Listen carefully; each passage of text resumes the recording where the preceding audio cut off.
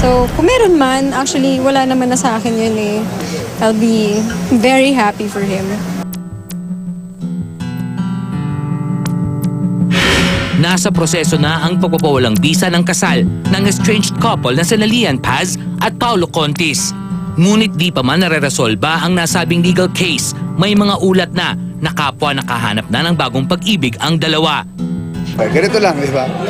Kilala niyo naman ako. I will speak when I can speak. So, let's respect that first. Sorry if it's not as juicy as you want, but it's my personal life. I want it perfect this time.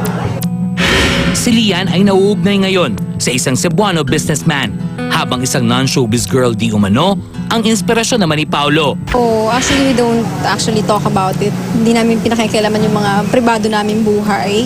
Ang importante kung nag-uusap man kami is tungkol sa mga bata lang. Siyempre, as of now, hindi pa naman kami totally kasi hiwalay eh. So, kung meron man siyang special someone, parang pangit naman, di ba? I'm very happy for Liam na sa kanyang love life. I'm very happy for him. I'm very happy for him. I heard yung mga bata is close to him. It's okay with me. I'm very happy for that. Because in the future, gusto ko, ma-experience ko rin yan. Diba? Na-open yung mga anak ko sa mga mangyayari.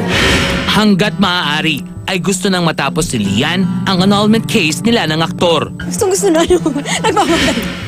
Mabilis ba sa alas 5? Hindi oo siguro para makapag-move on na rin talaga tayo ng bonggang-bongga.